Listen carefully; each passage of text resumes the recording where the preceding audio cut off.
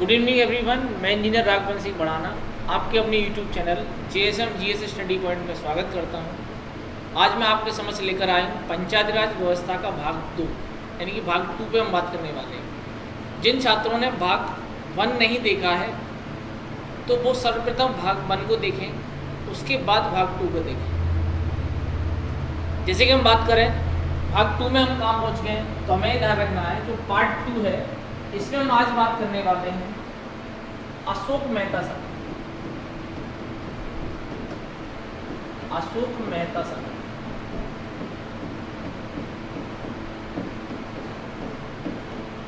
तो हमें ध्यान रखना है कि अशोक मेहता जो समिति है वो किस वर्ष बनाई गई और किस क्षेत्र में बनाई गई, दोनों ही पहलुओं पर चर्चा करना है।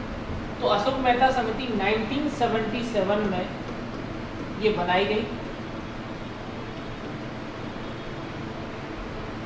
और इसने अपनी रिपोर्ट किस वर्ष दी? इस समिति ने रिपोर्ट किस वर्ष दी? 1973।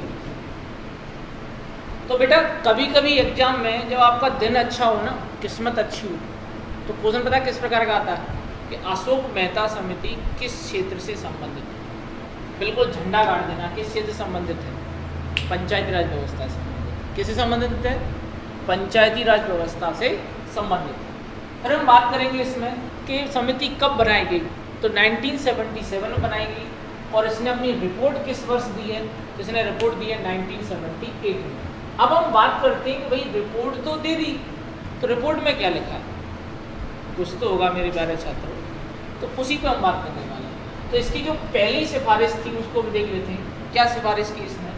तो इसने कहा अशोक मेहता समिति ने कि जो चुनाव है पंचायत के वो दलीय आधार पर कराए जाए। दलीय आधार पर कराए। किस आधार पर हूं? दलीय आधार पर। तो आपका क्वेश्चन ये होना चाहिए, आप उसके हकदार हैं कि सर दलीय आधार क्या होता है। तो आपको ध्यान रखना है कि कांग्रेस, भाजपा, बहुजन, सपा ये सब दल हैं, तो इनसे जो टिकट लेकर चुनाव लड़ेगा उसे हम कहेंगे दलीय आधार पर चुनाव। लेकिन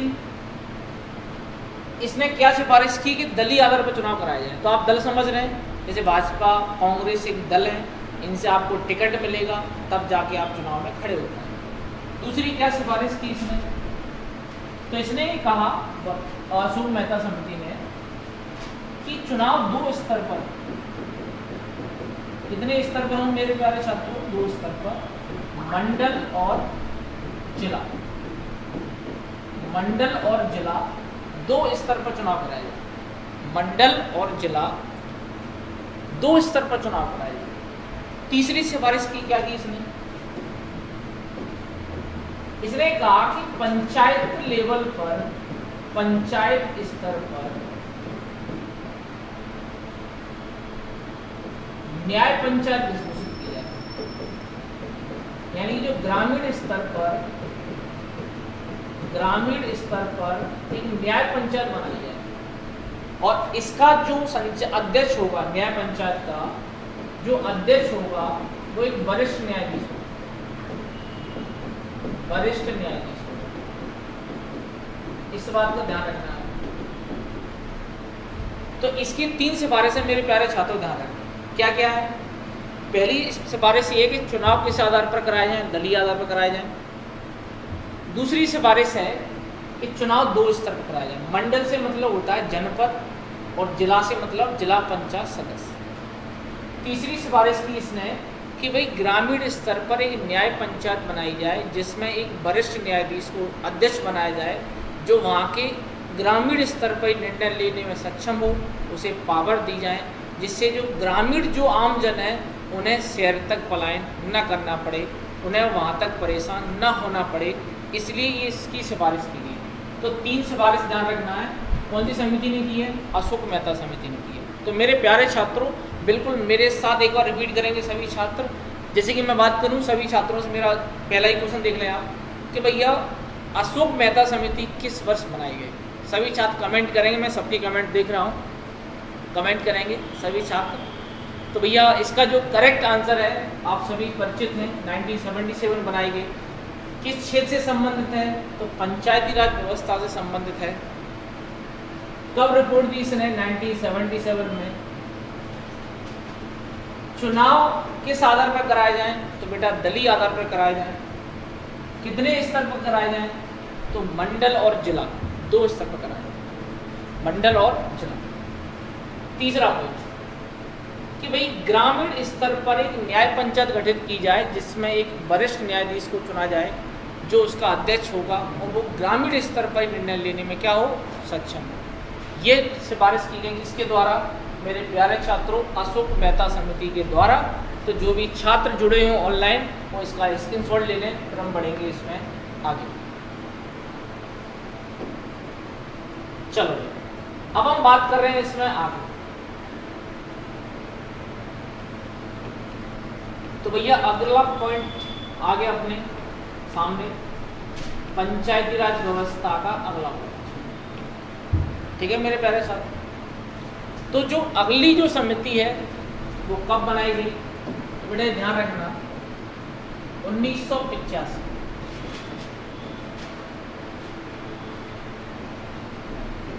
जे.बी. की राव समिति।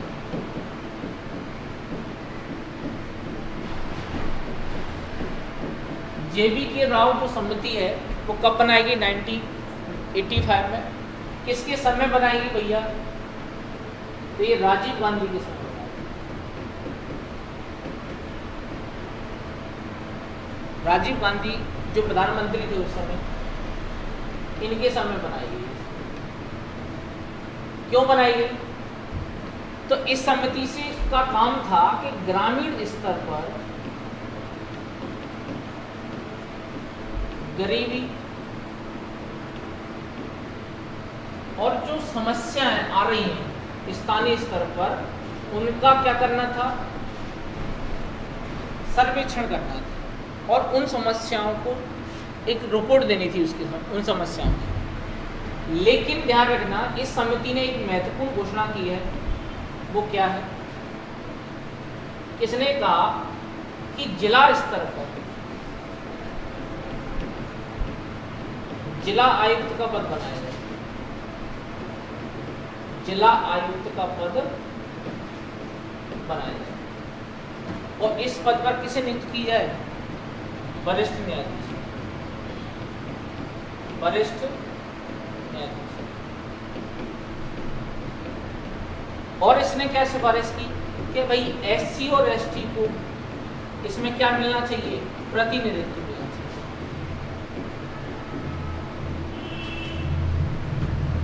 दोबारा देख लें मेरे साथ मेरे प्यारे छात्रों, आप मेरे लिए बिल्कुल सम्मानजनक हैं क्योंकि आपको समझ में आना बहुत आवश्यक है। तो हम बात कर रहे हैं कि जे.बी. के राव जो समिति है वो किस वर्ष बनाई गई है?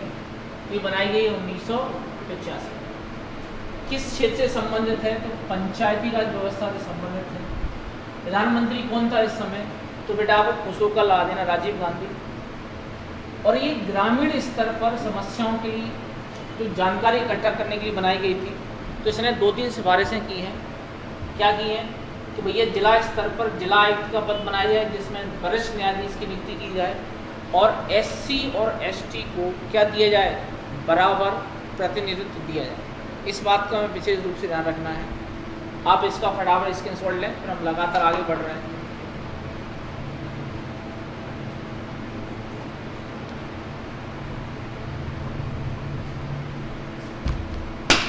चलो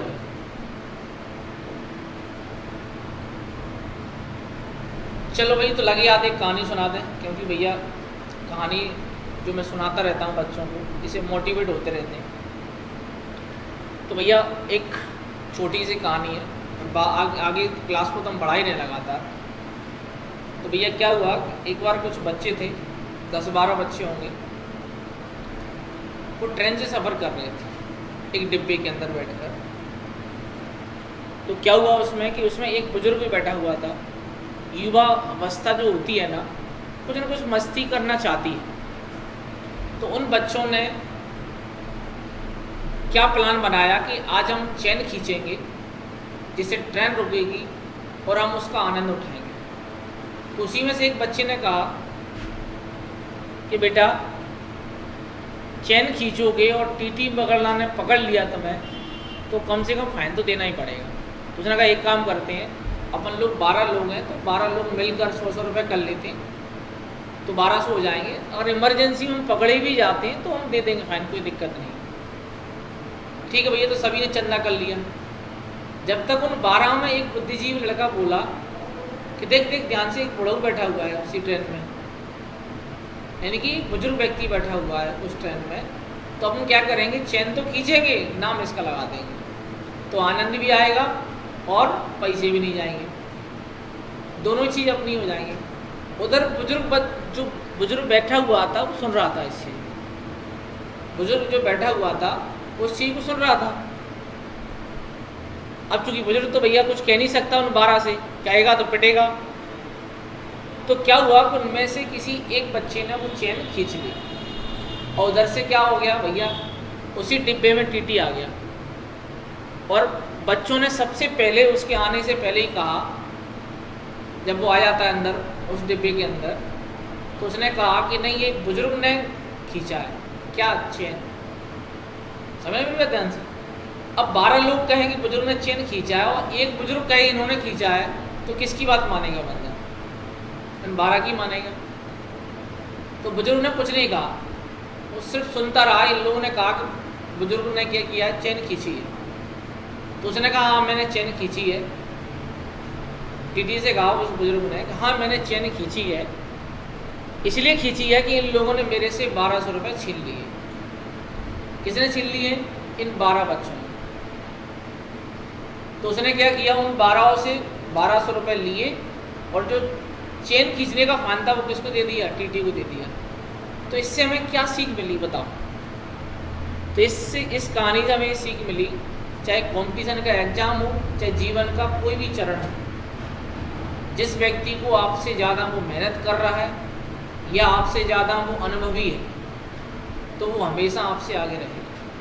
अगर आपको उससे टक्कर देनी है तो उससे ज़्यादा अनुभव, उससे ज़्यादा मेहनत करने की ज़रूरत है। तो इसलिए आप मेरे साथ जुड़ जाएं और हम क्लास को आगे बढ़ाते हैं। इसलिए मेहनत तो करनी पड़ेगी भाई, ठीक है भाई। तो इसके बाद हम बात करते हैं कि अगली जो समिति कौन सी है, जो पंचायती राज से संबंधित है।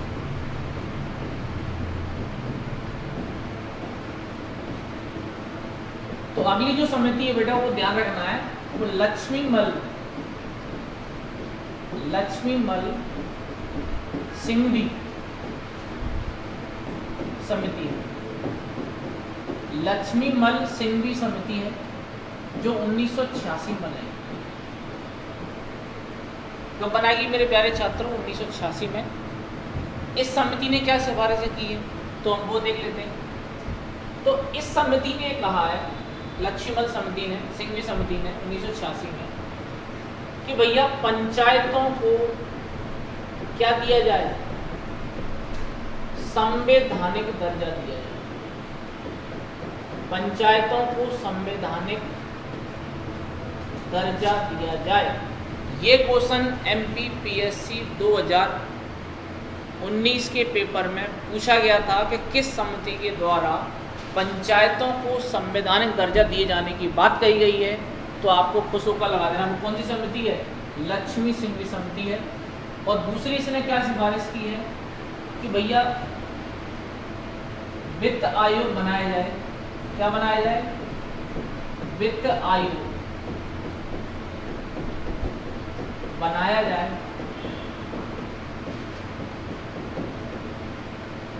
और उसे कर लगाने का अधिकार दिया जाए।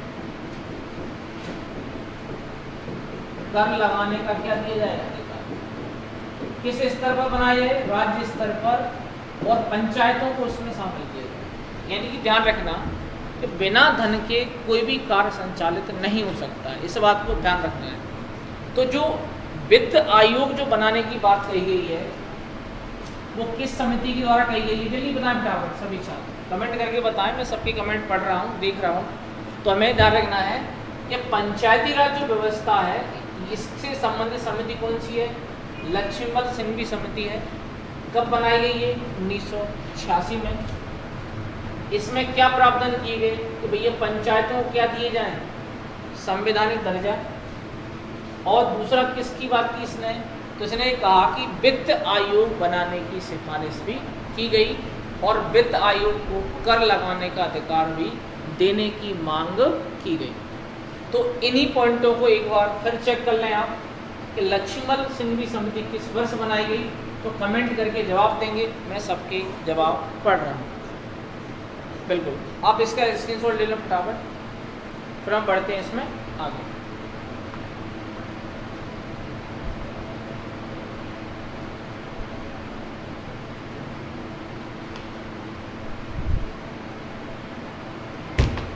चलो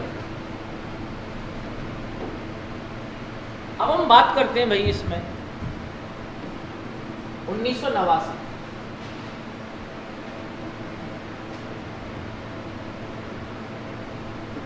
तो इसमें हमें ध्यान रखना है, एक समिति थी पीके थुंगन समिति। पीके थुंगन जो समिति है,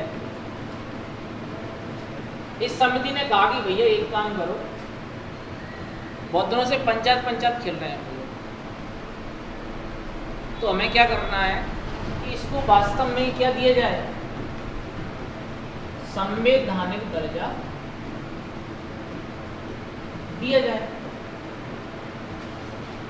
तो इस समिति की देखो, कभी कभी क्या होता है पेपरों के दौरान समितियों का क्रम लगवा लेंगे, कौन सी समिति कब बनाएगी।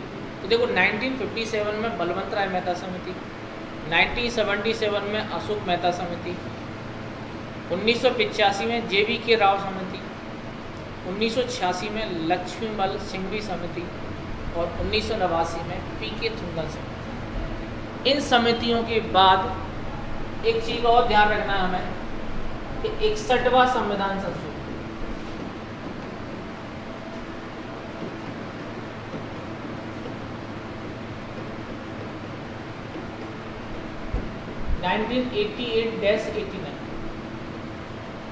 लाया गया, जिसमें ध्यान रखना जो 21 वर्ष थी पहले वोट डालने की उम्र, इसको घटाकर कितना कर दिया गया, 18। ये भी क्वेश्चन पूछ सकते हैं आपसे कि भैया जो वयस्क मताधिकार देने का अधिकार था, जो 21 वर्ष था उसे घटाकर कितना वर्ष कर दिया गया, 18 वर्ष। तो कौन सा संविधान संशोधन था, तो 61वां संविधान संशोधन 1988, लेकिन लागू कब से, 1989 से। इस बात का भी हमें विशेष रूप से ध्यान रखना है, मोस्ट पॉइंट है, आप इनका स्क्रीनशॉट लेते चलें और हम आगे बढ़ते चलें।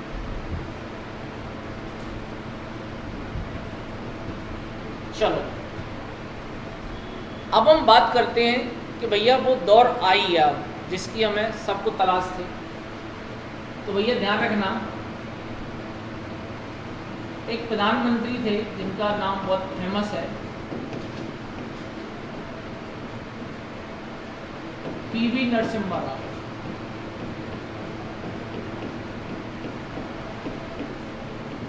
PV नरसिम्हा राव देश के प्रधानमंत्री बने, बहुत इंटेलिजेंट प्रधानमंत्री थे, और इन्होंने क्या किया, उसका निराकरण निकाल दिया जो वर्षों से चला आ रहा था पंचायत का। तो इन्होंने क्या किया, 73वां संविधान संशोधन, 73वां संविधान संशोधन 1992 लेकर आए। कौन सा, ध्यान सुनना मेरी बात को, 73वां संविधान संशोधन 1992 में लेकर आए और इसे जब सभी सदनों में पास कर दिया गया, लोकसभा, राज्यसभा और राष्ट्रपति, तो इसी एक्ट को यानी इसी को 24 अप्रैल 1993 में देश में क्या कर दिया गया, लागू। इसीलिए ध्यान रखना, प्रत्येक 24 अप्रैल को पंचायती राज दिवस मनाया जाता है।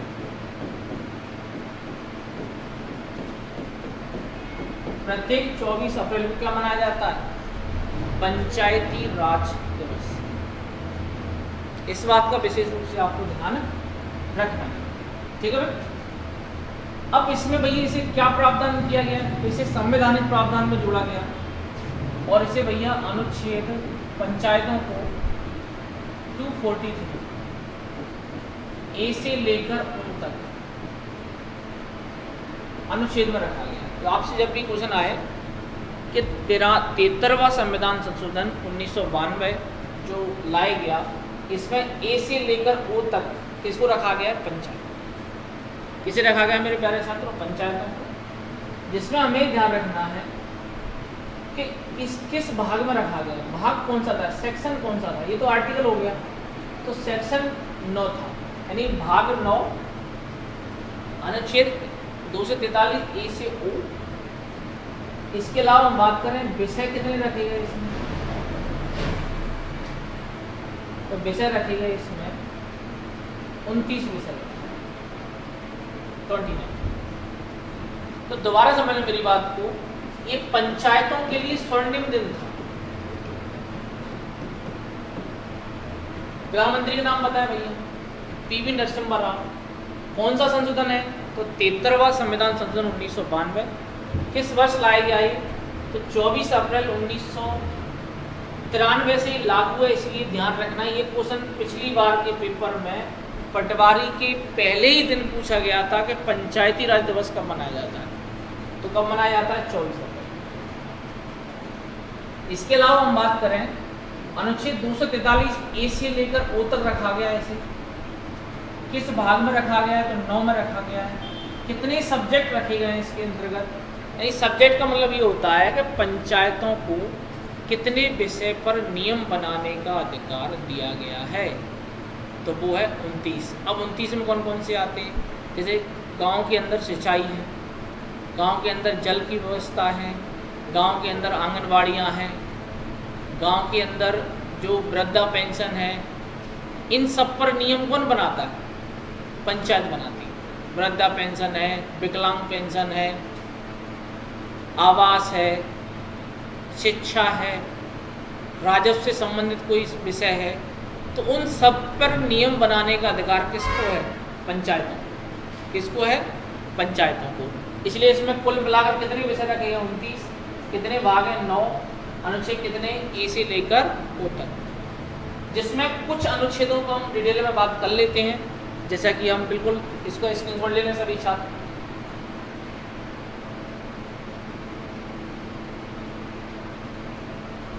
चलो, अब मैं इसमें कुछ महत्वपूर्ण अनुच्छेद आपको बता देता हूँ,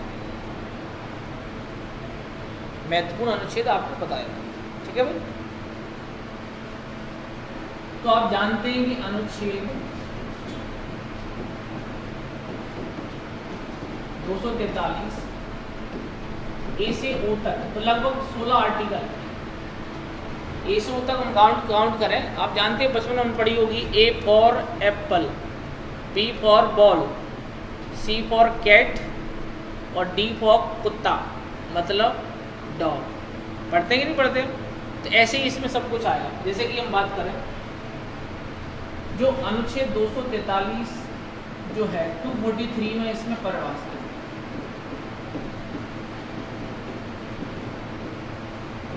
क्या है, 243 जो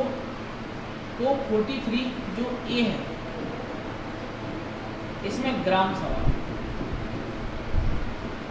इसमें ग्राम सभा का प्रावधान, इसका प्रावधान है मेरे प्यारे छात्रों। इसमें तो इसमें हमें ध्यान रखना है ग्राम सभा का प्रावधान। इसमें 243 ए और 243 में क्या है, परिभाषाएं हैं। तो उसी प्रकार से हमें ध्यान रखना है कि आगे देखो 243 डी,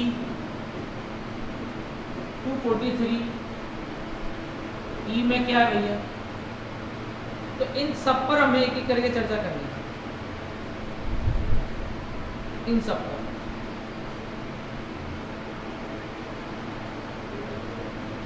तो आपको क्या करना है, इन सब का पहले इन दो पॉइंट को स्क्रीनशॉट लें फटाफट, फिर हम पढ़ रहे हैं इसमें आगे।